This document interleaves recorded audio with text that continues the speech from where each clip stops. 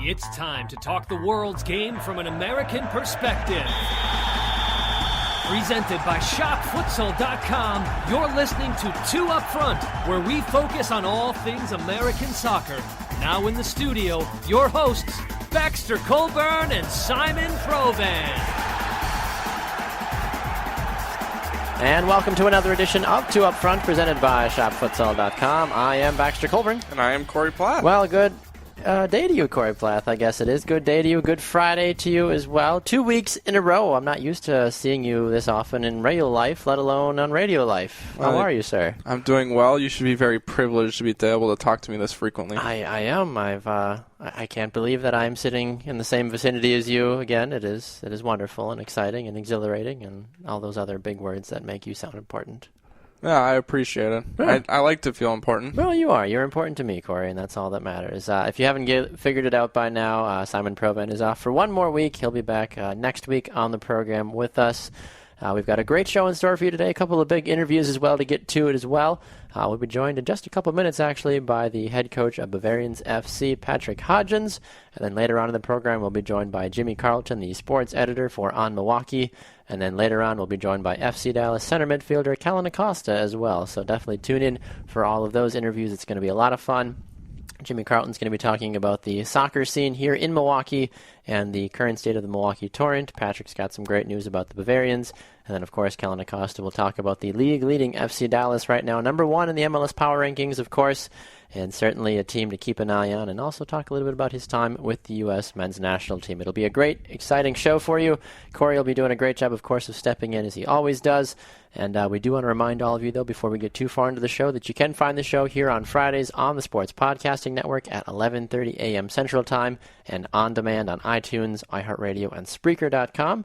And, of course, you can interact with us on social media anytime as well. You can find us on Facebook, Two Up Front. We finally eclipsed 500 likes, so thank you to all 500, and I believe one of you now at this present moment that have liked the show page, so thank you for that. And then, of course, on Twitter, Two Up Front Soccer, at Baxter Colburn, at Simon Provan, at cplath10, of course, as well, if you want to interact with Corey, right? That is correct. Absolutely. Well, big show for you in store today. Let's get right into it for the kick-around segment, as we like to call it.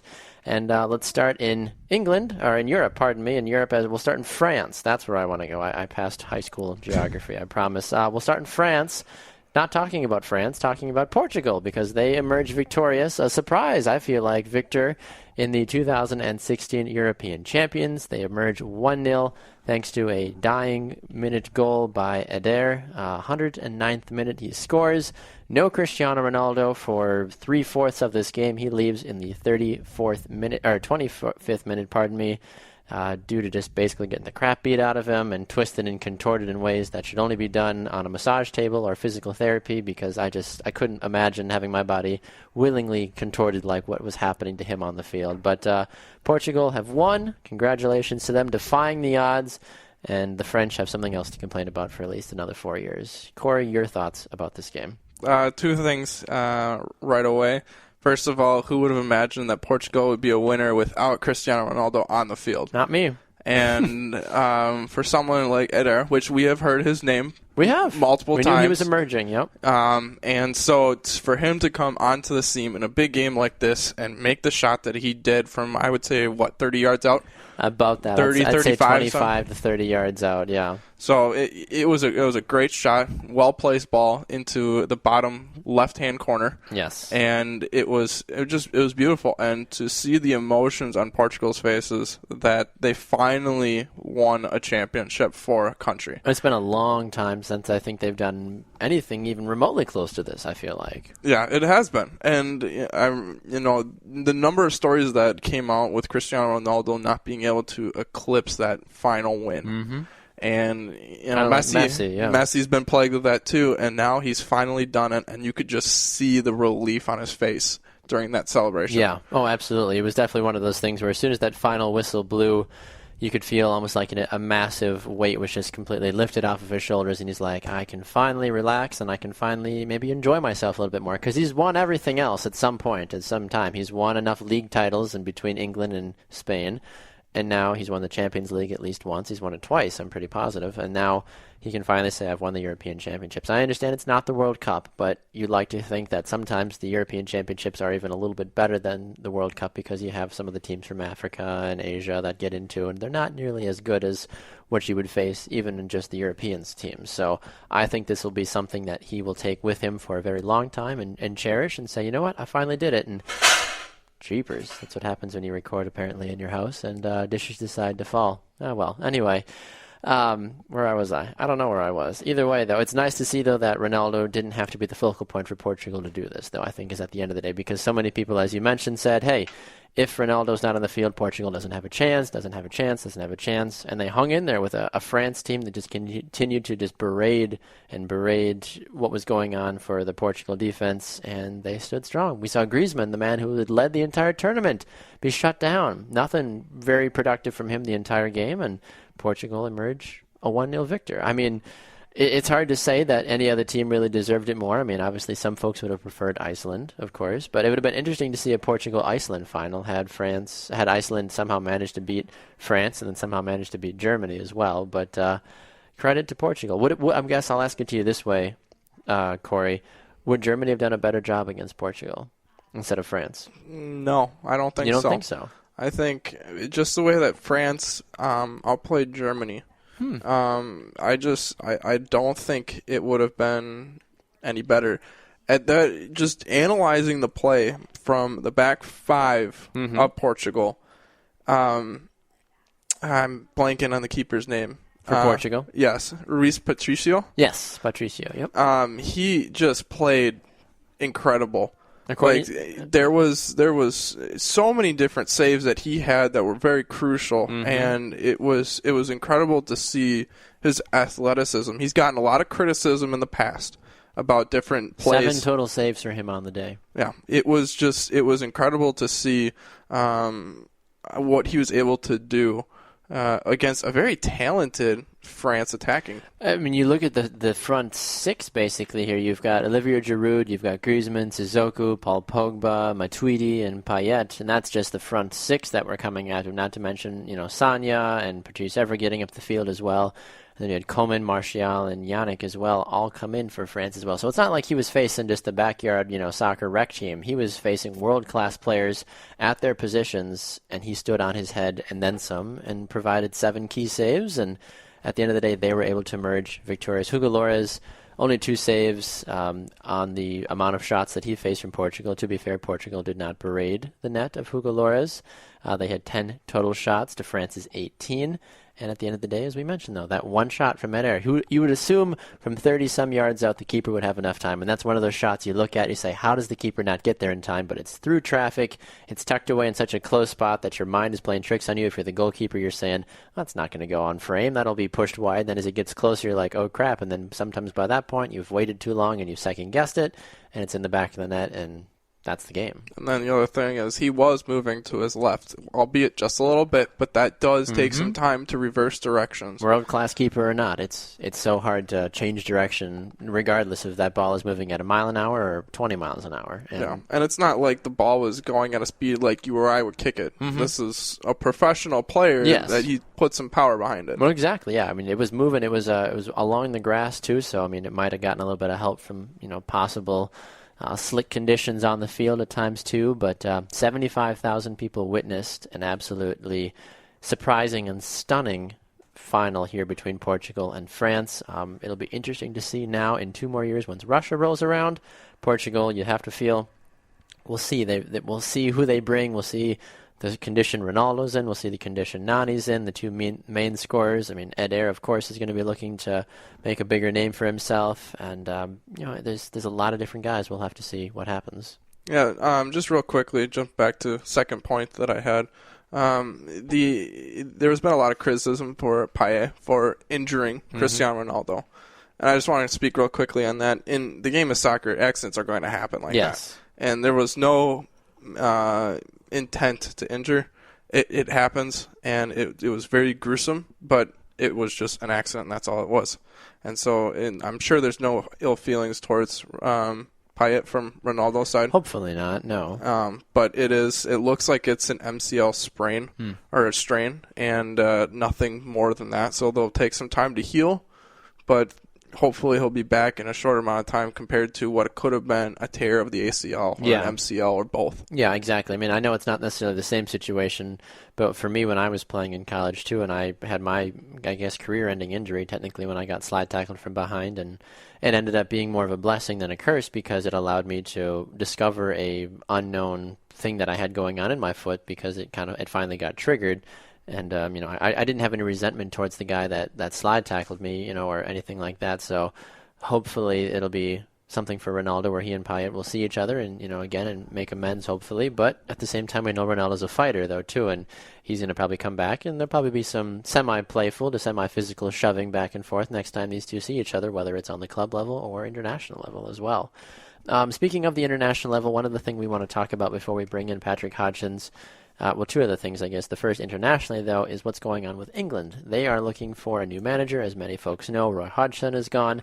So now the BBC and everybody else are trying to predict who of the 6 guys that have been mentioned will have the opportunity to take on this new role as England's manager. And it's very interesting, too, Corey. The article that we found has a very interesting list of requirements. I feel like you should share a couple of them with us. And it's just funny to hear. This is what the BBC wrote, of course. This is not, of course, the official job listing, but it probably would sound similar to this, though. Yeah, so under experience, it says the Football Association is looking for a strong-minded, tactical, savvy manager who has built a clear team identity and shaped the national side into a cohesive unit. So far, so good. That seems like a very clear objective. Of course. Now, here are the questions that really come into play. Mm-hmm. Do you fit the bill? Where would you play Wayne Rooney? Second question. In fact, where would you play Wayne Rooney? Yes. No, would you? Would you play Wayne Rooney? Oh, well, there you go. That's a very good question. Would you? I don't know. I would argue no, but I mean we've seen crazier things. We really have. Third question: is Joe Hart head and shoulders above his rivals? I don't know about that one, especially after that dismal performance against Iceland. That was definitely one to forget. Fourth question: are you we can win the 2018 World Cup, or are we building for 2020 or 2022 person? That is a very good question, though. Because with a team like England, with the amount of talent they have, you'd like to think, could they make a run in 2 years for a World Cup, or are they just trying to work through the phase of phasing out people now and bringing in new people, and then finally attacking that 2022 World Cup? Because it's been a long time since England has done anything consistently well at the national level, I feel like. And if you wait too long, though, you have your players like the next question that's brought up is Raheem Sterling thoughts. And, you have Raheem Sterling has his moments of brilliance, and then he's just god-awful for the next 2 weeks. And so you have a lot of good players around that can perform if they're in the right mind frame and in the right playing field, I guess. Yeah, no, I agree with you on that one. So the 6 names that have been brought up are quickly here are Sam Allardyce, the current Sunderland manager, Arsene Wenger, the current Arsenal manager, Glenn Hoddle. He is part of the British team right now, the team ITV. I don't know what the ITV means. We'll have to see about that one. Jurgen Klinsmann, he is the United States men's national team coach, of course. Eddie Howe is the Bournemouth head coach. He's only 38, so that would be interesting. And then Steve Bruce is the current Hull City coach as well. So a couple of Brits on there to keep an eye on. You've got a Frenchman, a German man. You never really know. I'd be curious more so just from an American perspective to see what Jurgen Klinsmann would look like as a part of the England squad. But I don't know. I really don't know, honestly. We'll have to keep an eye out on that. But we are going to run to a break. When we come back, Bavarian FC's head coach Patrick Hodgins will be here with me to make some special announcements for the team. We'll talk about that and more with him right after this on 2 Up Front. Stay with us.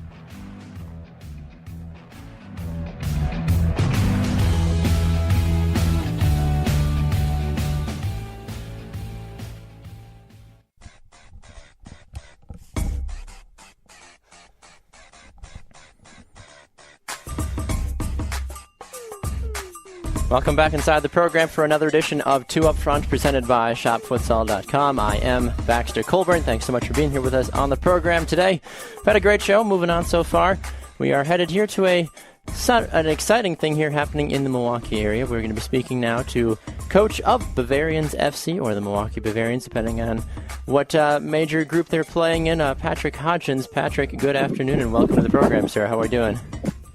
I'm doing well, Baxter. How are you? I'm doing very well. Thanks for taking some time today, Patrick. You and the Bavarians have a very exciting announcement that you would like to let the world know and let our Two Up Front listeners know as well. What is that and what's going on? Yeah, I think it was announced probably about a week and a half ago, but Bavarians will be hosting the USASA National Amateur Cup Finals August 5th and 6th at Heartland Value Fund Stadium in Glendale. Wow, okay. Yeah, our team qualified to the Region 2 tournaments. Legends FC from Texas will be coming in. Monroe Valley from California, and Christos FC from Baltimore will be coming into the tournament. That's fantastic. Now, I mean, you say it's a tournament, so it sounds like there's just four teams playing. Is that correct? So it's kind of like the final four, basically, of the tournament? Yeah, it's the final four. The way the USASA works is a team from each region qualifies for the championship. There'll be two games Friday night, August 5th. 5:30 will be Christos against Monroe Valley, and the 8 o'clock game will be Bavarians versus Legends FC. The winners will play each other Saturday night for the championship, and the losers will play in a third-place game Saturday night as well. Okay, fantastic. Wow. Well, can you, for those of us that don't know maybe as much about what it's like to play in the PLA or in the majors divisions, can you explain a little bit how you guys got to basically win your region for the USASA tournament? Sure. Kind of like youth soccer, they have a state championship. So we won our state championship by defeating Simbas in the semifinal, 14-0. Wow. And we beat North Shore United from the majors division in the final, 5-1, to qualify for the Region 2 championship. And then at the Region 2 championship, we defeated RWB Adria from Chicago, the defending Amateur Cup national champions, Quinto Elemento. From the PLA, we defeated Carpathia and Ann Arbor FC to win the Region 2 championship. Holy cow, how do you keep all those games and teams in line? Holy cow, from all the different regions and everything. You're just naming them off. You got to have a cheat sheet in front of you or something. You're just keeping it up. It's tough, but we still have games, so you try to remember the big ones. Of course. I mean, at any time when it comes to the playoffs and fighting for a championship, I mean, every single game is an important one, that's for sure. We have Patrick Hodgins of Bavarians FC, or the Milwaukee Bavarians, here on the line with us for Two Up Front. Patrick, you guys have had a fairly good season so far, obviously, since you guys are fighting for a championship. Can you highlight some of the your key players for us this season and what makes them so special to your squad? Sure. Our team has a pretty good mix of college kids and ex-professionals, guys like Ty Dombrowski, who used to play San Jose Earthquakes, Minnesota Stars, plays with us. Kyle Zanoni plays with us as well. Greg Rosenthal, UWM alum, New Zealand and a few other countries. Okay, wow. Are the veteran leadership for us, and then we have some younger kids like Logan Andrick, who was the Division III National Player of the Year and All-American. His brother Braden, who was also an All-American. With Denny Jaros from Marquette. And we have a lot of current or former Marquette and UWM guys that play on our team. How do you recruit these guys to come play for you? Are they paid players, or are they just guys that you just say, "Hey, you should come play for us"? No, we don't pay any of our guys to come play for us. Okay. Some guys coach at the club. Oh, okay. Makes sense. Other kids came up through the club, and then we just have relationships with the colleges, and are in contact with them about trying to get kids places to play for the summer. And guys who live in the area, really want to play at a high level. So, they're generally looking to play for us or, like Croatian Eagles or a few other majors clubs. Okay, so. Wow, that's fantastic. So you guys, obviously are a very successful club here in the area, but you guys also do some stuff too with different things in the community and just different things to help out, like with your clubs as well too. Do you have any summer camps or clinics or anything coming up that people can try to sign up for still? Yeah, the club had an international camp, but I believe it's already passed, and I believe they're having another camp that comes up in July, but Unfortunately, I don't know the specific dates. I'm sure there's information on the webpage. Okay, which is what for people that they can find it out? I believe it's just Bavariansoccer.com, but I could be wrong on that. Fair enough. We'll have to take a look and see for sure. Well, right. Well, that's fantastic though that you guys have so many different great things coming up for us. If people want to come out and catch a game, when's the next time that people can come see Bavarian Soccer Club in action? Sure. Outside of the Amateur Cup games, we have our last PLA league game tomorrow night, 7 o'clock, against Croatian Eagles. Okay. So it's a big Milwaukee derby. Of course. Going to take place tomorrow night at 7. And we're also hosting the WSL Majors Championships on July 23rd. Okay, fantastic. Well, I feel like I need to ask you this question too, Patrick, before we let you go, just because we have a lot of listeners on the show that follow you guys. They follow the Milwaukee Torrent, the Milwaukee Wave. Where do you guys rank in terms of like where you are in terms of, I guess, well, I don't know if division makes the most sense, but like from a skill level, you've got Bavarians, you've got the Torrent. Can you give us like an interesting, or not an interesting, but a proper level of like where you guys are or a gauge, so that way for some people that maybe haven't heard of Bavarians can say, oh, I've heard of the Torrent and what they do and stuff, but can you give us kind of a comparison a little bit about between the two? Sure. There's a lot of things that are even between the PLA and the MPSL. MPSL is more of a national organization, and that's the division that the Milwaukee Torrent currently play in. Okay. Where the PLA is, it's approved by USASA, just like the MPSL is. It's considered semi-professional soccer, in line with the same division as MPSL. The only difference between us and the Torrent is we do not pay our players. Okay. And they do pay their guys. Sure.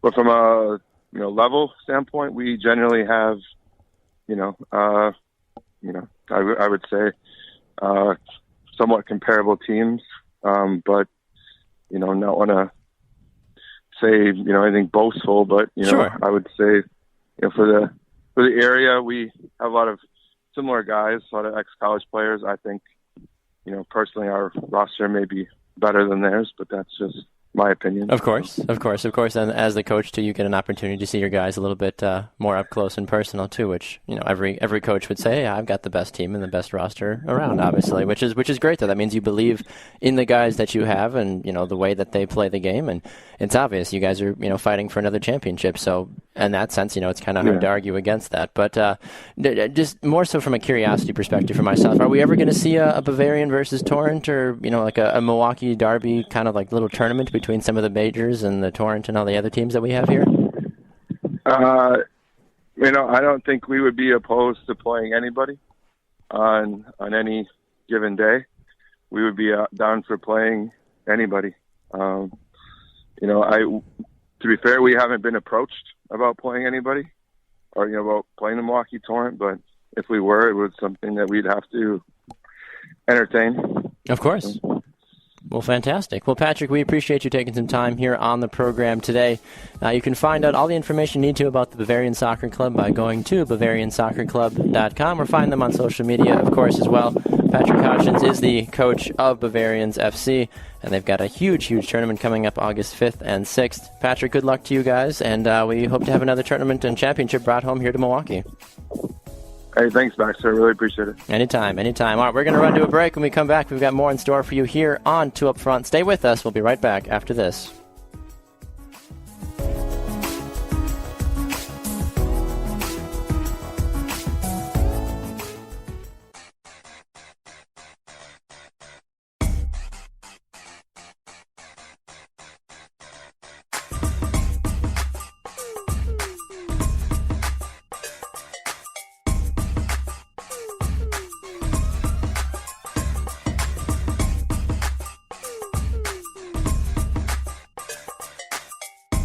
Back at it here on another edition of Two Up Front, presented by ShopFutsal.com. I'm Baxter Colburn. And I'm Corey Plath. All right, Corey Plath, let's dive into the NWSL and then the U.S. Women's National Team announcing the 18 gals that will be headed down to lovely Rio. Hopefully they stay healthy and don't have any Zika concerns while they're there, but we only know in time, of course. But the NWSL, a interesting weekend, of course, taking place as we saw the one and only Portland Timbers fall. They finally lost, Corey, their first ever loss this season. And who, of course, do they fall to but FC Kansas City, a very familiar foe and a team that has not been performing at the best that they could be this year. They beat them 2-1. And, of course, everybody lost their damn minds when it happened, as always. But Portland Thorns, they fall 2-1. Western New York Flash and the Seattle Reign played out to a stunning 3-2 game that resulted in the New York Flash advancing 3-2. Washington Spirit beat the Chicago Red Stars 2-0. Sky Blue FC beat Houston 1-0. And the Orlando Pride beat the Boston Breakers 2-1. Interesting things all around, of course, Corey Plath, as you know about the NWSL. It keeps us on our toes. The Western New York Flash, they grabbed their 8th total win on the year, but they still are not in first place because the Thorns have only lost 1 game and have drawn 5 games. They're 2 points behind Portland for the league high total in points and record-wise as well. But at the same time, though, you have the Washington Spirit as well. They're 7-2-2, and then everybody else just kind of falls in after that. The Orlando Pride 6-6, Chicago Red Stars 5-4-3, and it kind of all dwindles down after that. Your thoughts about the week that was in NWSL? Well, if I'm the Western New York Flash, I'm really happy. First and foremost, we saw that Portland Thorns are human. They can lose, and now there is game film on how they lost. And so if you're 2 points behind the Portland Thorns, and you're in a really good position to take that lead. And so it looks pretty good as far as an outcome for Western New York Flash. I'd agree with you on that one. Speaking of Western New York Flash beating down the Seattle Reign 3-2 after FC Kansas City beat Portland 2-1. There's a bit of controversy surrounding the Western New York Flash game, Corey, because they played not at their traditional field of Rhinos Stadium, the home of the Rochester Rhinos, but they played at Frontier Field. You'd assume, playing in a baseball stadium. We've heard about this, from other friendlies, and NYCFC, they do it, of course, as well on a baseball field at Yankee Stadium. However, the field that they had to play on was 100 by 58, which anybody that knows a little bit about soccer knows that a traditional field, if I'm correct about this, is 120 by 80. That sounds right. I think that's what it is. 180, or it's either 120 by 70 or 120 by 80. I'm pretty positive it's 120 by 80. You can check while we talk about this. But for some reason, though, the NWSL thought it was okay to put a full regular season match, so it is 120 by 80 officially is what we've heard, between two teams that are battling for a big playoff contention spot. And at the end of the day, the Flash, obviously, as we mentioned, emerged victorious. However, players, supporters of the league, and many others have thrown out just an absolute barrage of hatred against this and wondering how the league let this happen. Alex Morgan has said, so unacceptable, though. Seriously, Megan Rapinoe said, she tweeted, she said, "I joked earlier, but this field is unacceptable. NWSL, Jeff Plush, are you watching this? Why would you allow this?" How was this allowed? I really don't understand exactly how something like this was allowed. There's really no reason for this to have happened. It basically looked like this was the perfect size for a 6v6 match or maybe 7v7, what you would do like Sunday Rec League. This is not professional, and I think this really hurt the growth of women's soccer in America. This one game, I think, is going to be a pivotal point for women's soccer history. Yeah, I would agree. The two things I could possibly come up with is, one, it's a promotional thing, but that's usually when it's a bigger field or bigger stadium trying to get more income into the team. The second thing I could possibly think of is the original stadium is under construction or some emergency situation happened, neither of which were the case. This is just one oddball situation that happened, and I don't know. It's definitely going to hurt the program. It's going to hurt the reputation of of the teams, and so it's just not a good situation. I'd agree. Yeah, the league's commissioner Jeff Plush did release a very short statement surrounding the events. He said the field dimensions were not up to our standards, but due to various factors, the league office made the decision to grant an exception for this evening's match. In retrospect, we made the wrong decision, he stated. Well, you think? I mean, how? I'm really confused at what point the commissioner thought this was a smart idea, honestly, because you don't play a professional game for arguably the best women's league in the world on a 100 by 57 dimension field. It just doesn't happen. And I think the league is lucky that both of these teams don't take legal action and sue the league, because this is absolutely unacceptable, and the amount of backlash since this has been incredible. And I feel like the NWSL went from being this high-flying league to now dropping again below what England does, because England has a fantastic women's league as well. But for so much, I think this instance has really dropped the NWSL at least a peg or two down the pecking pole for at least a short time. Yeah, well, I know for sure you can't sue the commissioner just because it's gone through the channels and it's gone through the necessary authorization. Why, during some point in the process, no one thought, hey, this field is way shorter and way narrower than what we're used to playing? I don't know why that didn't cross anyone's mind, or if it did, why someone would say, yeah, let's do it. But for some reason it did. We don't really have a good explanation behind it. It's just due to unforeseen circumstances. And I guess you learn from this and you try and move forward. And that's all you can really do at the end of the day. I mean, it's a tragedy and something that should not have happened. However, it did. So hopefully the league can recover from this and right the wrong that was played to the Western New York Flash, the supporters, and of course the Seattle Reign as well. The exciting news, though, for women's soccer fans is that Jill Ellis has finally named the group of ladies she's going to be taking to the 2016 Olympics down in Rio. Starting with the goalkeepers, Corey Plath, who do we have? We have Alyssa Nair from the Chicago Red Stars and Hope Solo from Seattle Reign. And for going on from the defenders, we have Whitney Engen from Boston Breakers, Julie Johnson, Megan Klingenberg, Ellie Krieger, Kelly O'Hara, and Becky Sauerbrunn. From the midfield, Morgan Bryan, Tobin Heath, Lindsay Horan, Carly Lloyd, Allie Long, and Megan Rapinoe, which was the surprise, I think. The two surprises are Carly Lloyd and Megan Rapinoe. We'll talk about that a little bit more later. But then finally, to round out the 18 of the forwards, we have Crystal Dunn, Alex Morgan, Kristen Press, and Mallory Pugh. A very interesting gathering of ladies. A very different forward grouping, of course, as well, from what we were used to at the World Cup.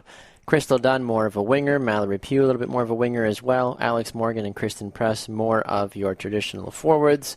Will they both start together on the field? Will there be a different dimension of what's going on with what's happening on the midfield side of things?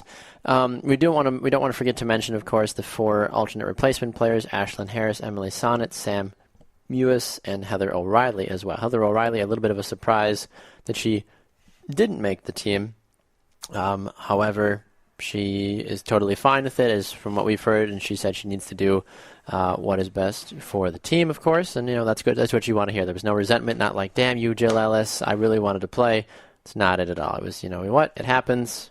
We'll move on, and I'll be there if the team needs me, kind of thing. But let's talk about the Carly Lloyd and the Megan Rapinoe thing, because I think that having both of these players was a mistake, I feel like, because neither of them have had real game opportunities this year. Carly Lloyd played 2 games for the Houston Dash, I believe, 2 or 3 games before she got hurt, of course, which has led her to be out for several months. Now, she just kind of gets to walk into the U.S. national team camp based off reputation alone, which I don't have a problem with to an extent, because she was voted the FIFA Player of the Year, World Cup, this, that, and the other.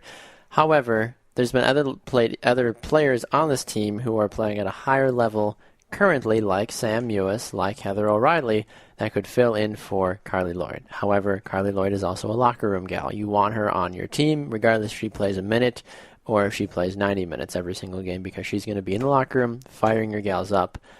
But I still don't know, though, with Lloyd and with Megan Rapinoe, how I truly feel about this. What about you, Corey? I think the biggest reason why you have Lloyd, beyond the fact that she was the Player of the Year, she is your captain, She is your voice of reason. She's the one that these younger players, because this is a younger team, that's who you look to as far as advice of what to do in these situations. This is almost like, and it's not the exact same scenario, so that's not what I'm saying. Yes. But with Klinsmann bringing on, the striker, misses in front of goal all the time. Chris Wondolowski.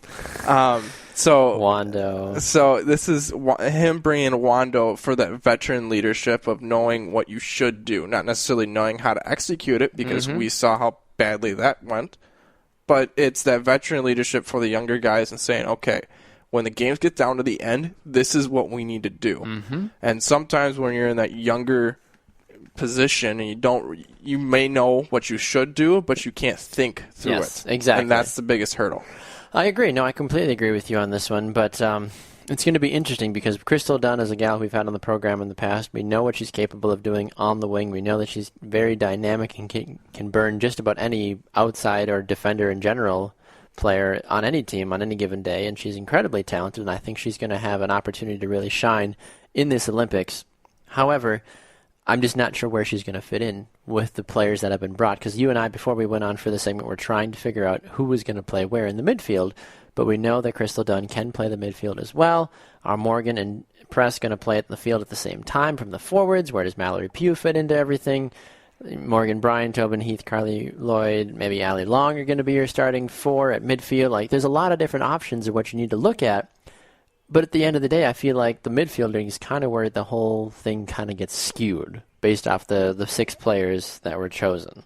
Yeah, these players are either ones that have been performing well now or just have the name attached to them. And especially with Megan Rapinoe and having ACL surgery in December, I don't know why you bring her on. I think it might be... They must have the faith that she's healed or will be healed in time. You'd like to hope so, yeah. But I don't know. That's 8 months ago, so technically that was it works out well as far as timing, as far as standards go, at least nowadays.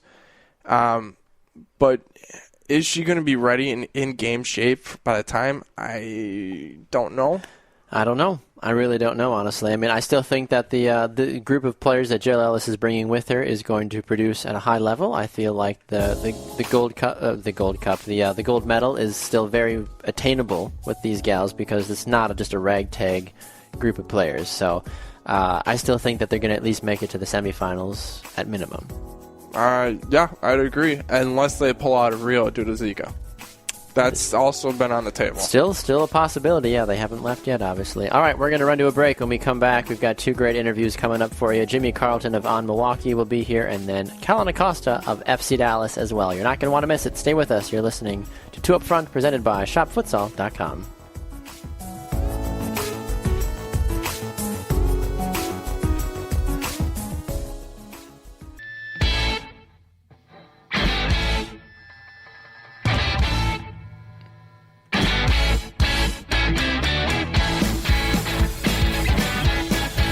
Back inside the studio here on another edition of 2 Up Front, presented by ShopFutsal.com. I am Baxter Colburn. Joining me on the line now is sports editor for OnMilwaukee, a man that knows more about the sports world in the Milwaukee market than probably anybody else. It's Jimmy Carlton. Good day to you, Jimmy. How are you doing, sir? Doing really well, Baxter. Thanks a lot for having me. Absolutely, Jamie. Well, we are excited to have you here on the program. It is a soccer show, which means no, we're not talking about the Packers or the Brewers or anything else that you would probably write about on a daily basis. We're going to be talking about the Milwaukee Torrent and what has been going on with their inaugural NPSL season, everything that owner and head coach Andy Davi has done for the team, and just kind of what they've done to this point in the year. But so, Jimmy, I mean, you've had an opportunity to go to a couple games. You've written about them, multiple times as well. Tell us a little bit about what your few takeaways are before we kind of dive into it so far. What's your evaluation of the Milwaukee Torrent at this point in the season? Yeah, I've been to a few games, and they're 5-0, which speaks for itself. But as far as what I'm seeing on the field, it's really interesting. They dominate these games. They're clearly playing at a level that the other teams in their league in this NPSL Midwest Conference just aren't at, and partly it's because Andy Davi had made the decision way up front to pay his players and be able to attract the best talent, especially the best local talent, even a couple of players that aren't from this area. Yep. They play an extremely disciplined style, which, if you know Andy Davi, isn't really a surprise. He's a very, very strict tactical type coach with a very disciplined style, a lot of organization. They build out of the back. It's a very clean product to watch. In fact, I've been surprised, having gone to a couple of the friendlies earlier this season and watching them, sort of get their feet wet against local colleges, against Marquette and against UWM. They really didn't seem to know who they were or what they were, and it just didn't seem comfortable. And now, granted, they were at that point maybe a month or two of having trained together, if even that. And you could just sort of see the most fledgling, far-off hint that they were going to be able to get something together. Clearly, they've been able to bring all this technical skill and talent together, and I would say that it probably wouldn't be inaccurate to say that Davi has really instilled his vision on this team, because they play so beautifully well together, and they really do have a structure and an organization when they come up against these teams who just sort of seem like they're getting together for the first time that week, or maybe they got a training session earlier. But he really brings a professional mentality. And the Torrent do represent professionally. I think they look like a real soccer team, a real club here. Yeah, I have to agree with you on that one for sure. I mean, there's a couple of different things that you can look at, too, based off of those, a couple of different things that you said, too. I would be very curious now to see how the Milwaukee Torrent would be against even Marquette, because that's the team where they lost 4-0 in preseason, being only their second game overall as an organization. Everybody was kind of like, ooh, I don't know how well this Torrent team actually is going to be. I mean, they're losing to a Division I school, but not to take anything away from the Midwestern Division, I've seen all the teams play so far aside from Chicago. We'll see Chicago when they come to town on the 23rd. At least from what I've seen from LC Ayers, at least what I'm seeing from the Minnesota Twin Stars, neither of those teams can even remotely stay in the same ballpark as what the Milwaukee Torrent are doing right now. So I almost feel like the Torrent are just bounds and leaps better than any team in this division. Like I said, I haven't seen Chicago yet. I know that they did beat Chicago 4-0 earlier on in the year, back on June 4th, but I'm a little worried. I almost feel like they're playing down to their competition because they're so much more superior. But like you said, that might be something to do with the fact that some of these players are being paid by Coach Andy Davi to be a part of his team, which incentivizes more players to want to come play for him, obviously. But I'm a little curious, though. Do you think they are in just a weak division as a whole, or I don't know if we can have an accurate picture of what exactly the Milwaukee Torrent are doing this year. Yeah, I think you're exactly right. I've had the same question. I've considered it the same way. There's just no frame of reference with this NPSL. I mean, it's a cool league. It's actually surprisingly well run, given you and I both have had conversations about other low level semi-pro leagues and other sports like the ABA. But there's just no frame of reference. I've never watched an NPSL game. What I have seen has been the Torrent just dominating their opponents, and I think a lot of that really does come from they've attracted some very, very good talent, probably the best, close to the upper echelon talent of what the NPSL can have. And then they've imbued that with really, really structurally sound tactical approach, which, through Davi. And I think that makes such a huge difference at this level, where everybody's close to the same ability. And, if you're just a well-organized team that practices together, that's, I think, partly why in those friendlies against those colleges, after maybe a month of training in the wintertime, they just sort of looked a little discombobulated. They didn't really know what they were doing. They certainly didn't have a lineup. I mean, there's guys who were playing in those, who were starting and playing big minutes, especially in the back line in those friendlies, that just don't even see the field now. But as far as, getting a sense of the NPSL and this conference, they're head and shoulders above everybody else. And it's really hard to say if other teams throughout the country would give them, more of a game. It's hard. I can't really imagine that at the fourth division there's going to be a lot of teams that are really much better than what they're producing. It is a good product. In fact, I left Saturday's game against Eris, telling friends and family, this is actually a really good product, and people should come out, and not even just to toe the company line or to toot Andy Davi's Torrent horn. He obviously wants this to be Milwaukee's professional team, one team, one city, or whatever he's got that hashtag. But it really is a good soccer product. I think it's probably above most of the major level most of the majors teams in this city. Although I would absolutely die to see a Bavarian versus Torrent game, if not just for the ability, but for the personal background between some of the coaches and the players. But yeah, it's a really, really good team at this level. And who knows if they move up, if they were going to move up in the next couple of years or a few years, how they would do. I think you'd have to probably expand your talent pool and get outside of just this area. They're attracting really, really good guys, the FC Milwaukee products and the guys who played for Serbs and guys who played at UWM and UW Green Bay, but that's really all they've got. Yeah. And that's the thing, too. I mean, right now, it's great that they've got all of these different talents coming from, those other schools, as you mentioned, around Wisconsin. But Wisconsin itself isn't exactly known as the hotbed of young, promising, up-and-coming, talented players. Occasionally you'll get those 2 or 3 that'll sneak through and be like, yeah, we're playing D1 at Wisconsin, or I'm playing at Marquette or whatever. But a lot of those guys go on to bigger and better things. We've heard about guys from Marquette and from, UW-Madison being drafted into the MLS or playing at USL or NASL. So I don't know how many of those guys, the even higher quality guys from within the state, that are going to say, you know what, I really want to play for the Milwaukee Torrent and, give back to the community, which is fantastic if they do, but the Torrent aren't exactly there just yet. I am curious, too, though, as you mentioned, Jimmy, what it would be like. I would love to. I would pay a very high amount of money to go and watch a Torrent versus Bavarians or Torrent versus Croatian Eagles. Even little like round robin trifecta cup there, I think would be absolutely amazing. But you've had an opportunity, Jimmy, to see the soccer culture grow back and forth here in the Milwaukee area. Is it a little? I don't want to say the wrong word, but I feel like it's almost a little childish at times, based off of how so many different supporters groups, all these different ideas, and for some reason, no matter what, taking Davi, taking everybody else out of the picture, why can we not all still get on the same page with this? Because I feel like at some point, egos aside, we need to do what's best for the community and what's best for growing soccer in Wisconsin as a whole, not just in Milwaukee.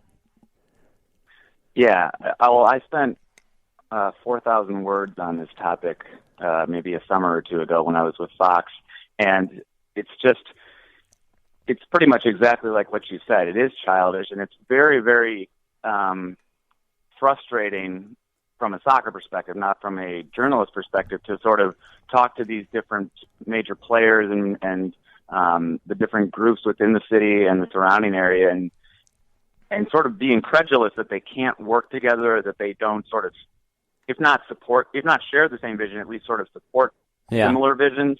That's changed a bit. Certainly a big sea change was the Milwaukee Barons supporters group coming around and saying that they were going to back the Torrent. Andy Davi and some of the Barons people had some issues in the past, and they seem to have worked through that, and both seem to be benefiting. But yeah, it's a lot of in this area, and this could be true across the country. I've worked in other markets, but I've never been really closely involved in the soccer communities in other cities. It really sort of self-cannibalizes the greater goal and the greater vision of bringing high-level soccer here. Ever since Peter Wilt wasn't able to get the stadium for an MLS team downtown, I think people have sort of thrown up their hands and said, it's not going to happen. People say if Peter Wilt can't do it, how is anybody else expected to do it, or something like that? Yeah, basically. exactly. It sort of just becomes self-defeating because that they got real close and then it didn't happen, and then since then all you've had the Rampage and the Wave United fold, and then you've had the Wave just sort of be what they've become. Which is not to take anything away from the Wave. It's tremendous entertainment and a very, very high level indoor soccer. Yeah, absolutely. It's not the outdoor game. I don't know. I've had this conversation a lot of times with other soccer people, and it's just like, what do you want? Talking to this group or this coach or this person who wants to bring investors into town, and what are you trying to accomplish? Here's something that is already here. With the Torrent, they have now proven that they're at least extremely well run. Say what you want about it being fourth division NPSL. Fans don't necessarily always want to start at the bottom, and certainly soccer people have said what they wanted to say about Andy Davi, both good and not so great. And but they've accomplished exactly what they said they were going to do when they formed a year ago, and both on the field and off, in terms of paying their bills and being a functioning organization. So, this is the one that's here right now. Mm-hmm. I would love to see it grow. I would certainly absolutely kill to see, like what you said, a round-robin tournament. That would be a lose-lose for just about everybody, I think, in the city. But at least in terms of on the field, it would definitely benefit the fans. And for those of us that cover the teams and the leagues too, we'd be like, oh, this is fantastic. Like finally just getting to see it. I think that would be just fun, though. I mean, we know about this derby that's coming up with the Muskegon Risers, the second leg of that's coming up at the end of the month on July 30th. I mean, doing little inner city derbies sometimes is even exciting too. I mean, I feel like that would be a possibility. But at the same time, because there is so much butting of heads between the organizations, I'm assuming maybe the thought had been tossed down, and then everybody's like, no, we really don't like you, or we really don't like what you're doing, so no, it's not. We wouldn't dream of that. We could never do that. But you have to feel like those coaches are laying in bed at night at times going, we could beat them, like that would be we could take them. I would love to see that, but then it's all the other crazy background things that have to go on with it. But let's just take a look briefly here, Jimmy, for a second, before we let you go, just how the Torrent have done this year. I mean, they've completely boat raced every single opponent they've played out of the stands, or out, even in the NPSL more than anything. We know about the friendly games. We know they've had one draw in a friendly match against the Muskegon Risers, who they'll play again on July 30th back at Eline Soccer Park for the Wishigan Trophy, the two-legged trophy. So let's look at this season as a whole, though. I mean, they beat Minnesota 2-1 back in their first game of the year. They beat the Chicago Mustangs 4-0, the Minnesota Twin Stars 5-0, the El Sierras 9-1, and then 5-0 again last week. And now they play the Chicago Mustangs again on July 23rd. Who have been some of the players for you this season that you can consistently look at and say, you know what, this team would not be nearly as good if XYZ was not on the field for them? Well, James Weber, leading scorer. Yeah. I mean, the guy is a clinical finisher, and I can't really picture many people doing it at a higher level than he does, and certainly inside the box. And he just puts things away. He gets it in. He goes side netting when he's almost on every finish he's had.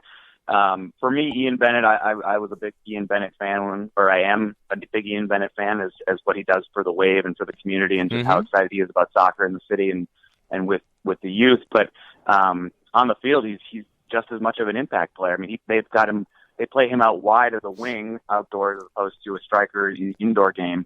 And basically, I was on the sideline on Saturday, and every time he touches the ball, the coaches and the players are just beseeching him, go at people, just take people on. I mean, he gets a couple of touches going forward, and then he's going to get around somebody and get across him, presumably. Although sometimes it seems like he's got a tendency to carry the ball, 10 touches across the top of the box, going laterally, and that didn't seem, that was got under Dobby's skin a little bit. But he's been a big impact player, and I think he's the second or third highest scorer. Declan Rodriguez in the middle has been a pretty solid playmaker. That's another guy that they brought in from outside of the area, and clearly possesses a lot of talent. For me, the biggest impact player, the most dominant player in all the games that I've seen has been Drew Ruggles. I mean, he is so solid in the back. They've got him at center back. I think when he was in the USL, he was more of a holding midfielder, but they've got him just anchoring the back line. He's a tremendous communicator. He wins just about every ball in the air. And for me, the difference between, usually you can tell when a player is playing at a higher level with his speed of play, and his ability to be so composed on the ball at a pretty high leverage position. His vision is incredible. And just deliver these 50 or 60-yard strikes, these diagonal balls right to the outside mids and to the forwards, right on a dime, right to their feet, really does speak to a higher level. I mean, that's what you watch on TV when you watch really, really good teams and really good players. They just play these balls where the guy doesn't have to move. And that actually, Ruggles, for me, as much as I really appreciate and sort of am grateful to watch and enjoy his game, he's an interesting test case for the Torrent, because if he's the best player on the field, and he has been in the games that I've watched, which I feel like we Torrent, could both argue he is, yeah. Yeah, if he's the best player on the field, and I don't know what happened he was at Rochester with USL, and I'm not sure.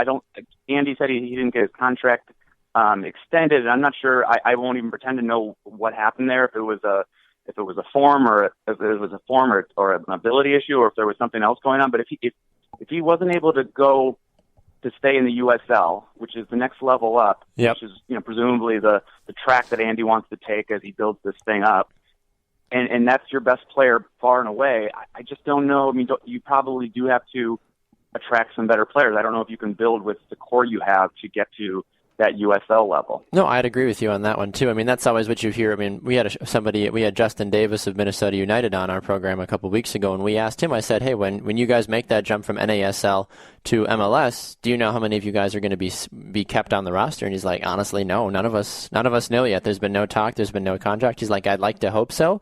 He's like, but, we don't know when that jump is made of, how we match up for the coach and everything else that's going on. So similar situation. The NPSL, I would say, is, not worlds behind, but depending on how the best NPSL teams are, which, like we said, you and I don't have an official gauge really of who is there and who isn't.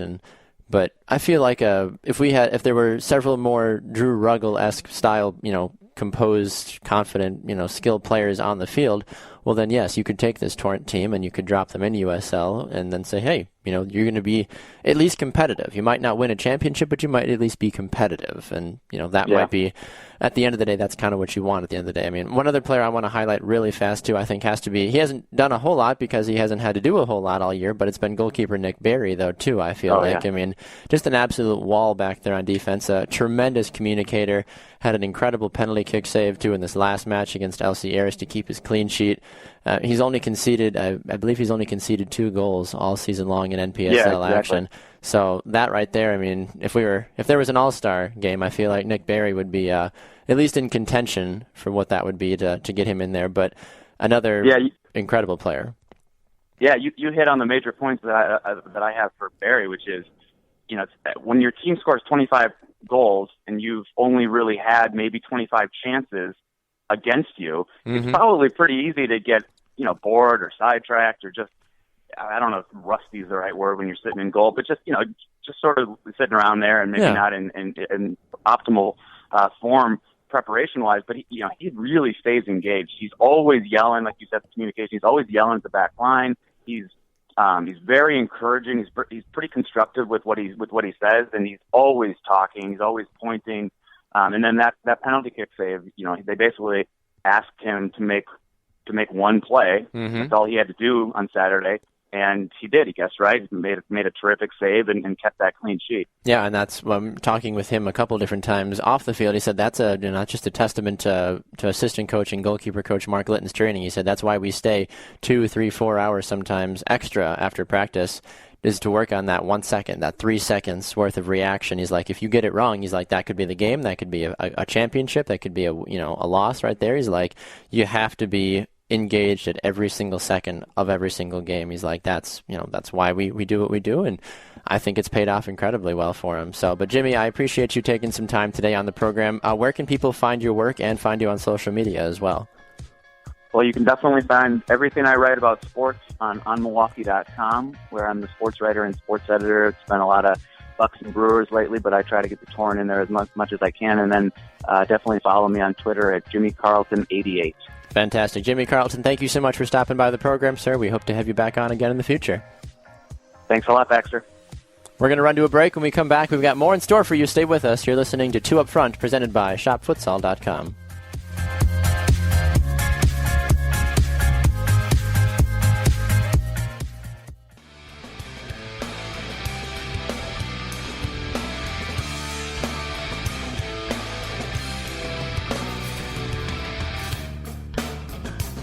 Welcome back inside the studio for another edition of 2 Up Front, presented by ShopFutsal.com. I am Baxter Colburn. Thanks so much for being here with us today.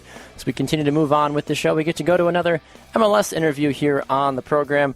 A couple weeks ago, we had the opportunity to go down to Texas and speak with FC Dallas defender Walker Zimmerman, and now we get to speak to a teammate of his. He wears number 23. He plays the defender. He plays the midfield. He can play pretty much anywhere that you need him to play because he is that good. It's number 23, Kellyn Acosta, joining us on the program today. Good afternoon, Kellyn, and welcome to 2 Up Front.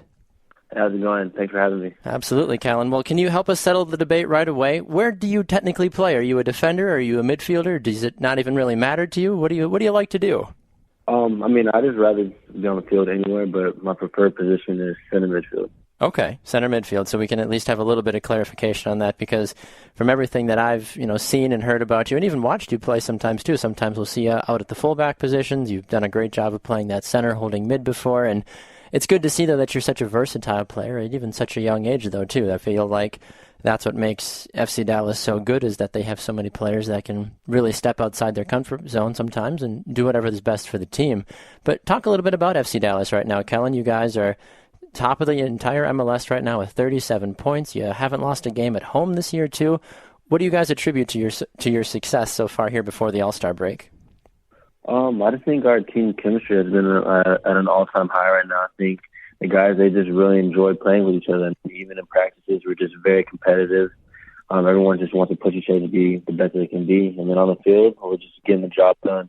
I mean, tactically, the coaches have been working with us, and we've just been pretty sound defensively. I mean, from our center backs to our outside backs, and going from the midfield, and then our forwards are also getting some chances and capitalizing. I mean, you saw the goal last week that Maxi really put away. I mean, it just shows the character, like in the special situations that our guys put ourselves in, and they're able to make the play that we need. So, I mean, overall, I think the guys have been doing a tremendous job, and we're on a high note right now. We're just going to keep pushing, and hopefully, I mean, we can still continue on our winning ways. Absolutely, yeah. Talking with Kellyn Acosta of FC Dallas here on the program on Two Up Front. You mentioned Maxi Urruti. I mean, you guys have such a dynamic team. You've got Mauro Diaz, Walker Zimmerman we've talked about. The list kind of goes on and on. How does being the younger player on the team help you with that? Because you're going up with a lot of these different veterans. Is it a very much of a family atmosphere? Is everybody trying to help each other just become better players, or either trying to push you to be the best that you can be? Or since you've been with the team for a couple of years now, are you, even though you're younger, telling the new guys, hey, this is how things work here in FC Dallas? Well, I mean, kind of all of the above. I mean, Austria doesn't really treat anyone as a young player. He treats us all like veterans, and he expects a lot from us. And so, I mean, I think that pays dividends for every player just to help their growth. I mean, he knows, mistakes are going to happen, but he never blames it on being young. I mean, like you mentioned, I've been in the league for 4 years now. And so, I mean, he expects a lot from me and a lot from other guys to step up as leaders. I think that's really helped us. Even though we have a young team, everyone's willing to step up and take that leadership role that we much need. So I think that's really helping us. I would agree with that one. Yeah, absolutely. It seems like no matter who you turn to on the field for FC Dallas, somebody is always stepping up and becoming just a dynamic playmaker, which is one reason why you guys are so hard to defend at times, and why you guys continue to put the ball in the back of the net and now lead the league as a whole in terms of your record and the most points as well. You guys play in the same conference as the Colorado Rapids right now, which continue to kind of wow a lot of MLS followers in terms of how well they've played. Are you worried about what it's going to be like facing them come playoff time? Because barring a major collapse, I really doubt that FC Dallas is going to make it to the playoffs, and is probably going to have to go through now a Tim Howard Colorado Rapids team, and a teammate of yours as well with the U.S. men's national team a little bit here and there. But what's it like from being in the Western Conference and hearing all the hype about the Colorado Rapids while you guys just continuously, kind of almost quietly, sneak up the standings and say, yeah, you guys keep worrying about Colorado, don't pay any attention to us over here? Right, yeah. I mean, they're definitely a great team. I mean, they've been showing their work this year. I mean, they picked up great additions, as in Jermaine and Tim Howard, and also Gashi coming in. I mean, they've been a team where they really turned it around over the past few years. And I mean, they're also a team to keep an eye on. I mean, like you said, they've slowly crept up to the top spot, and they're a great force. But I think, for our standpoint, for us to do well, we kind of need to focus on ourselves, and that's what we've been doing. So we've been taking each game week by week, and we just try to continually to better ourselves. I mean, we played them in the Open Cup. I mean, it's a long, intense game. We ended up pulling through after 120 minutes. I mean, they were missing a couple guys, even though they're still a great team. But for us, we just need to tune up things on our end, and everything will work out. And then when the time comes to face them, we just need to be mindful of the special places to have on the team, and then capitalize on our chances and be sound tactically and defensively. Talking with Kellyn Acosta here on Two Up Front, number 23, a defender / center midfielder for FC Dallas. Kellyn, about a month ago, there was an article that came out on MLSsoccer.com featuring the fact that you had the opportunity to play down in Dallas, but not for FC Dallas. You got to appear for the U.S. men's national team. You didn't get a chance to play during the 1-0 victory over Ecuador. But you had a comment after the game that I thought was very bold. You said, I think I need to establish myself as a consistent starter here at FC Dallas, and then hopefully Jurgen Klinsmann likes that and chooses me. Have you had any more communication since now Copa America is over and just looking forward to future camps with Coach Klinsmann, or even any hints from the national team program as a whole to see you on the field for them more? I haven't. I mean, that was a comment for me then because I wasn't a consistent starter. I mean, Austria likes to rotate the center midfielders a lot, and I think that kind of hampers me being with the national team. So, I mean, you look at all those guys there, I mean, they're pretty much all consistent starters and playmakers and leaders for their team. So I think for myself, I think I need to stand out more and kind of step up my game so I can be a future call-up. I mean, right now, Jurgen hasn't mentioned anything to me, so I'm just trying to keep my head down and keep pushing myself and keep bettering myself every day. Then hopefully, I mean, in the end, when the camp comes around, I get the call-up. So right now, I'm just trying to just keep bettering myself and keep pushing myself. When you were a part of the team, too, for that short time down when they were in Dallas, were there any of the veteran players that kind of came up to you and took you under their wing at all, or any guys that even just during practice you kind of sat back and watched or saying, wow, I hope I end up having get to learn from him a little bit if the chance comes along? Well, I mean, it's kind of a mix of all of them. This is the first time I've ever been in camp with all the guys from Michael Bradley to Jermaine Jones, even Tim Howard. The first time I kind of met him, and then like the European guys like Ale Bedoya and I mean some of the young guys like Bobby Wood as well. I mean, it was kind of cool just kind of being a mix of all of them. It was a great experience on my part, and I mean I learned a lot from them. Kind of just took away a little bit of each of their games and their leadership, and I just hope I can follow in their footsteps and be on the national team as well with them. When you think about playing for the U.S. men's national team on a consistent level, what kind of emotion comes over you when you think about that? Sometimes you hear about pride, sometimes you hear about, it's a long time coming for other players, but when you, Kellyn Acosta, have that opportunity, and the phrase is when you hear the national anthem play when you're in that starting lineup there, what emotions do you expect to have kind of surge through your body when that moment does finally come for you?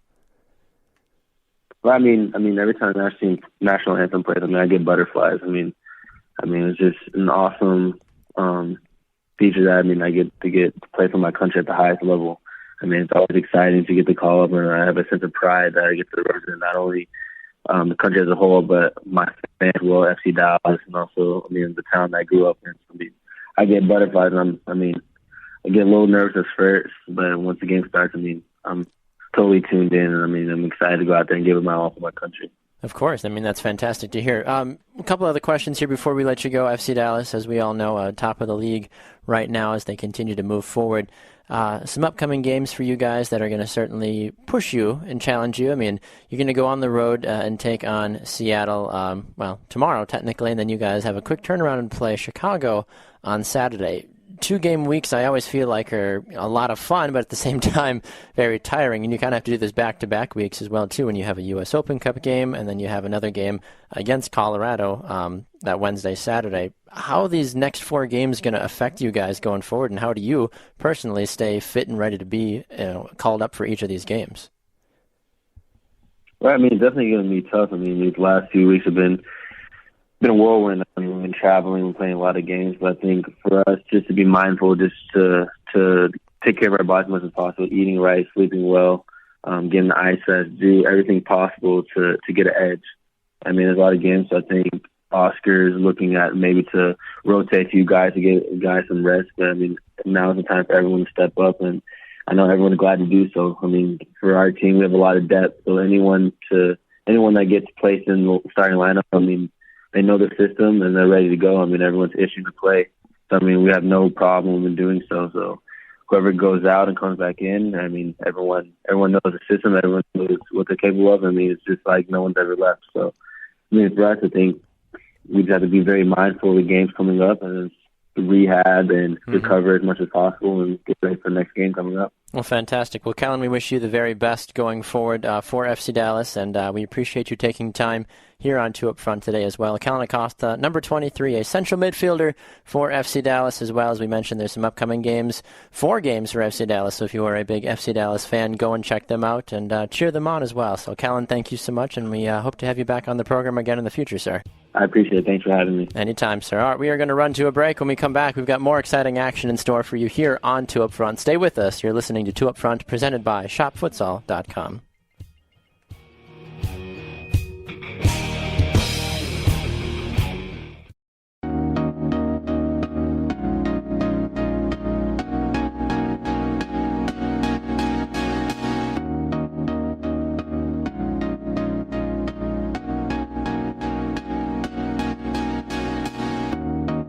Welcome back inside the studio as Two Up Front continues to roll on. Special thanks to Kellyn Acosta and Jimmy Carlton for joining us in our last 2 previous segments. Always great to check in with Jimmy Carlton and, of course, Kellyn Acosta as well of FC Dallas and OnMilwaukee as well, respectively. All right, Corey Plath, let's move on with the show. It's time to jump into MLS a little bit more since we heard from Kellyn.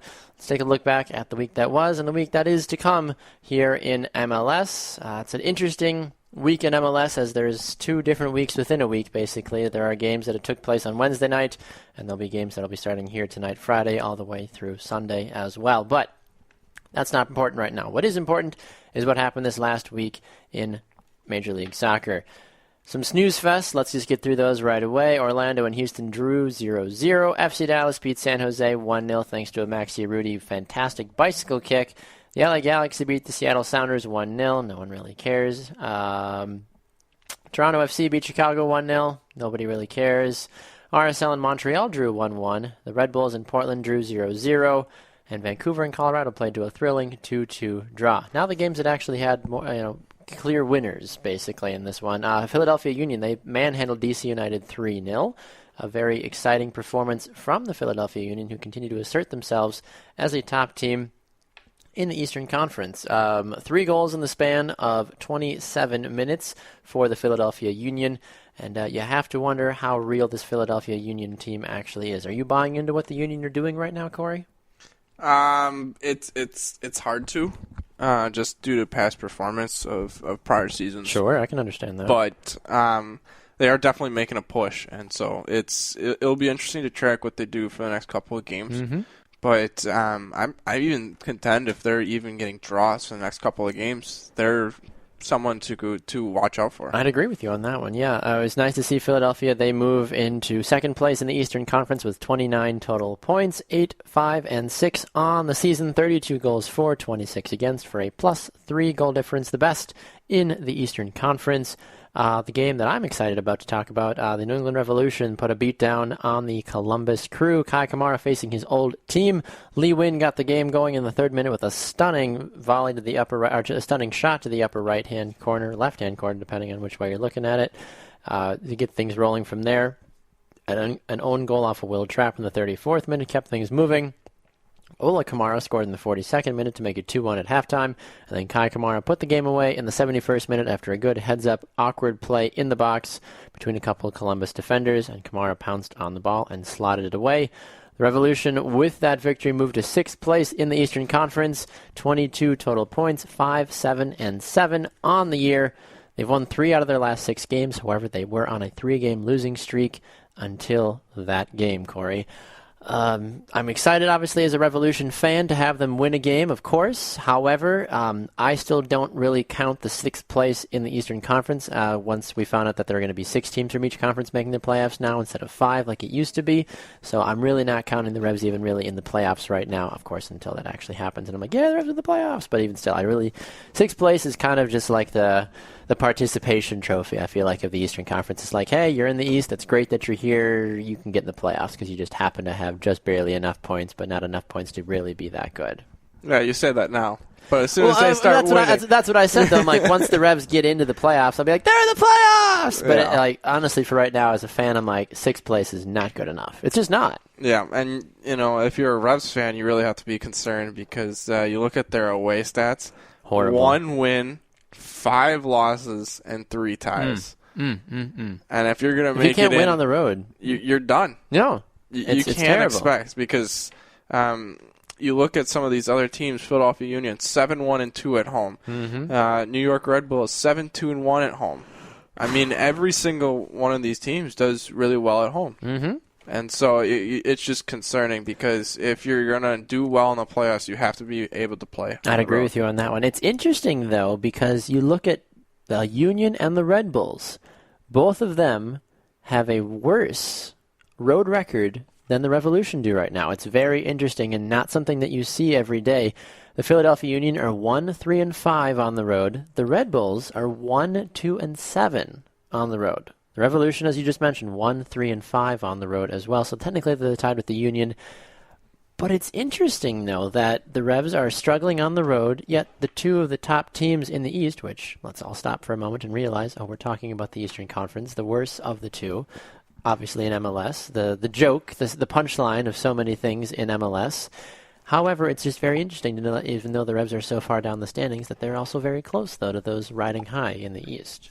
Yeah, it is. And, I mean, even if you look at the Western Conference, the way scores are, the way records are a whole lot better. Yeah. And, in fact, you only get to the bad ones until you hit 7, 8, 9, and 10, in which there's one win combined with the last 4. Yeah, you're right about that. I mean, one thing to point out, too, though, the Portland Timbers have yet to win on the road this year. 0-6-4 on the road, and they're in 6th place, which, again, doesn't matter. I mean, obviously they're in the playoffs if they were to start today, but I can guarantee you, though, if I asked Simon, I said, how do you feel about the Timbers not being in the 6th place, he'd be like, no, no, of course not. Unless the playoffs started today, he'd be like, well, yeah, of course, they're in the playoffs, that's great. But the sixth spot in any conference in the West or East is very demeaning, I feel like. Moving along with everything, the other game that was a little surprising, Sporting Kansas City beating down NYCFC after NYCFC had been doing very well in recent games. They tied the game in the 14th minute. Benny Fellhopper got it going in the 8th minute. Frank Lampard tied it in the 14th. Then Jimmy Medranda scored in the 16th, and then Ike Opara put the game away in the 51st minute. Graham Zusi did not play in this game. Matt Beasler also did not play, and neither did Dom Dwyer. And somehow, some way, Sporting Kansas City put down a very, very good NYCFC team. Yeah, they did. And I think the key for victory now going forward for Kansas City is just don't play any of your star players. Yeah, just sit everybody. It's not worth it. I mean, for most of the season, it has been worth it. Dom Dwyer has been dismal. Yes, has been what's the word? Dismal. When you say the duh together, and it just gets slurred together. It's hard to say it. Matt Beasler was gone, obviously, with the men's national team. Graham Zusi was as well, but neither players leading up to them leaving for Copa America had really done that much to make you be like, wow, what a good Sporting Kansas City team. And they were hyped. They were picked to be a top 2 or 3 team in the West this year. Granted, they're in 5th place right now. They have an opportunity. They've played 20 games. They're a full 9 points, though, behind FC Dallas, who is in 1st place in the West. We'll have to keep an eye on what they're doing. Any other thoughts about games that took place this last weekend for teams in MLS? I think another one that's just really jumping out to me is Toronto FC. Just another disappointing week. You're tied to Columbus, the Columbus Crew today, and it's just a Columbus Crew team that has been struggling. Yeah. And you have to come away with wins if you want to keep pushing towards the playoffs. I'd agree with you on that one. Yeah, I mean, on conversely decided that the Red Bulls beat down Orlando again, beating them 2-0. Obviously, more games to still be played this week, of course. But if you're the Red Bulls, you got to be happy about that, though. You get a much-needed win. You keep yourself in 3rd place in the East, 10-7. Oh, pardon me, I'm looking at the wrong stat. 8-3-9 overall. 8-3-9 overall on the season. 7 wins at home so far this year, so something to be excited about. But yeah, no Eastern team really, aside from TFC, have done much on the road this year, so we'll have to keep an eye on that. Let's look ahead then for the games for this week, starting with the game taking place on Friday, the LA Galaxy taking on the Houston Dynamo. What do you like about that game, Corey, and who wins? I'm going to say, oh boy, I'm going to say LA Galaxy. They had a nice game against Seattle I think they're going to continue it. I would agree with you on that one. I think LA is going to take home this victory. They sit in third place, 7-8-3 overall on the year. They have won 5 games, drawn 4, and never lost at home so far this year as well. Winning at home is a crucial thing, especially in the West. I think LA continues that. Columbus versus DC United. Columbus coming off of a loss to the Revolution. DC coming off of a loss as well. I think DC is the better of the two teams, and I think DC is going to sneak away with a victory this week. I would have to agree. The Colorado Rapids taking on a surprisingly kind of lukewarm hot Sporting Kansas City team right now. Colorado, they just drew 2-2 against Vancouver last week. Sporting Kansas City, as we mentioned, beating NYCFC 3-1. I believe Colorado will emerge, though, the better team out of this game. I am going to go with the upset. I'm going to go with Kansas City. How interesting. Okay. FC Dallas versus the Chicago Fire. The best, literally, versus the worst, literally. 37 points for FC Dallas, 14 for the Chicago Fire. The Fire have won 3 games all year.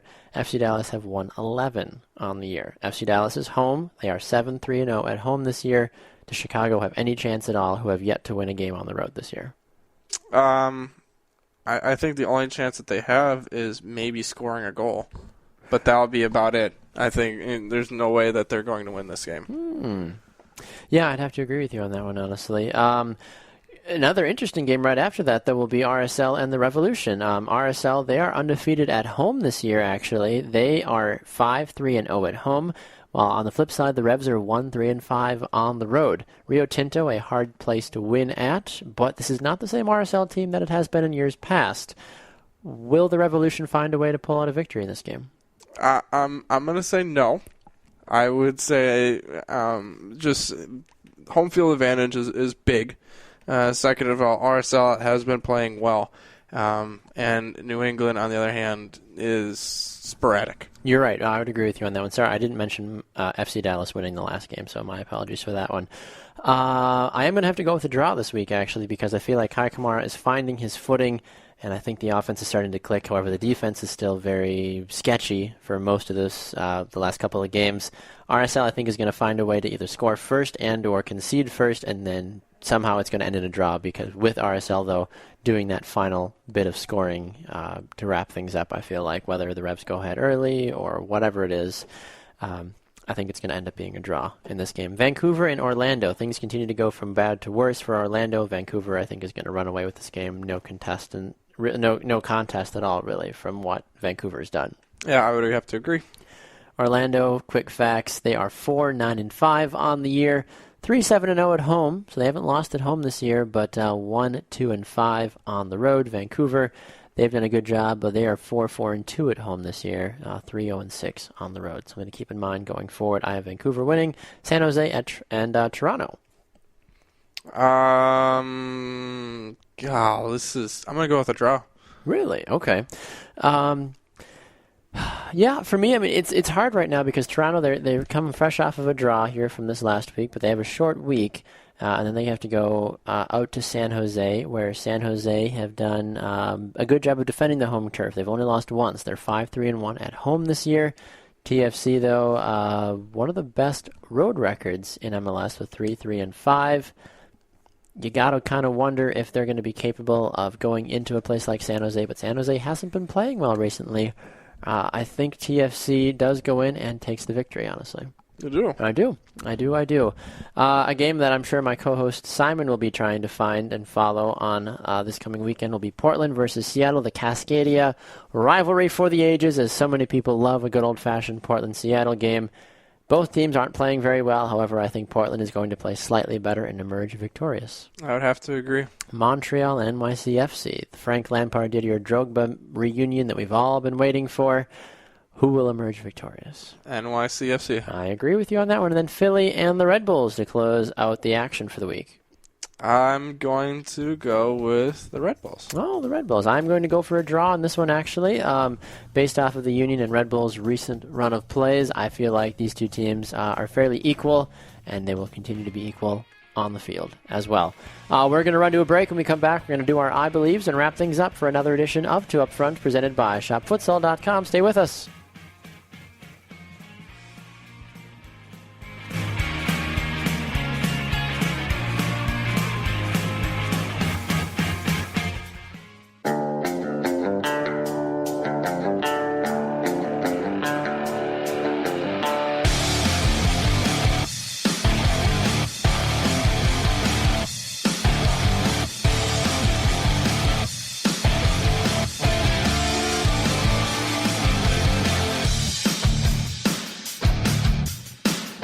Welcome back inside the studio for another edition of Two Up Front as we continue to wrap things up. I'm Baxter Colburn. And I'm Corey Plath. All right, Corey Plath. Reminder for all of you wonderful people, you can find the show on Fridays on the Sports Podcasting Network at 11:30 a.m. Central Time, and you can also get us on demand on Spreaker, iTunes, and on iHeartRadio as well.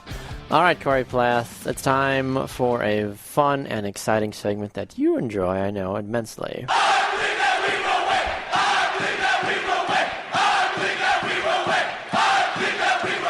It's time for our I Believe segment. Mr. Plath, you get to lead things off. What do you got for us this week? Well, as a little bit of background, Jurgen Klinsmann this past week mentioned that he has a goal for the 2018 World Cup and where the U.S. men's national team will finish.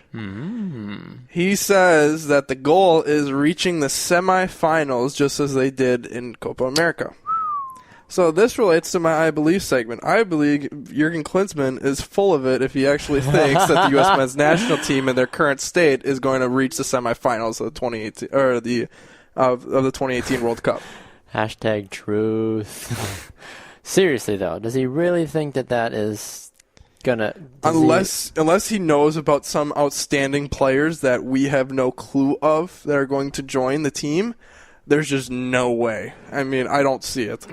It's really hard to believe that the U.S. is going to make it to the semifinals. I don't even see them making it to the quarterfinals. Granted, we don't know what the draw is going to be, but they haven't really had good luck. They're going to find a way to play Ghana. They just are. They always find a way. Yeah, it wouldn't be a World Cup without Ghana. Yeah. They find some really interesting teams that they have very difficulty playing with. Yeah. I'd agree with you. It's always funny, too, like explaining, like over the last World Cup to some people. They're like, why does it matter that we're playing Ghana? Like, what does that have to... I mean, it's Ghana. Well, shouldn't we beat them easily? I was like, well, yes, but... Yes, but no at the same time.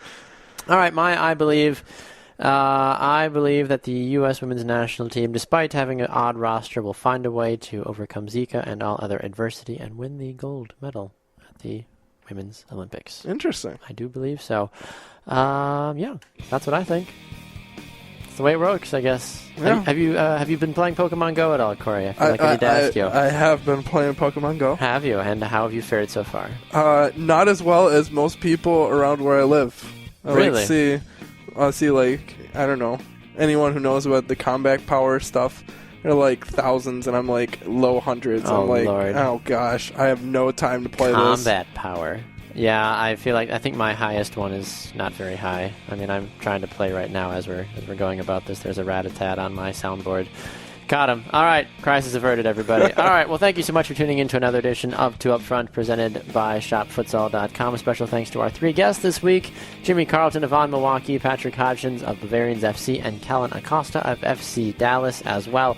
Coming up on next week's show, we will have Femi Hollinger-Jansen of the New England Revolution joining us, and hopefully a couple other guests as well. Stay tuned for that. Simon Provan will be back as well next week. Corey Plath, thank you so much for stepping in. We appreciate you joining us. Absolutely. And, we hope to have you back again in the future, sir. Absolutely. All right, he is Corey Plath. I am Baxter Colburn. Find us again on social media. Two Up Front on Facebook, at Two Up Front Soccer on Twitter, at Baxter Colburn, at Simon Provan, at cplath10. And our website, www.2upfrontsoccer.com. He's Corey Plath. I'm Baxter Colburn. With our manager being the one above, we are Two Up Front.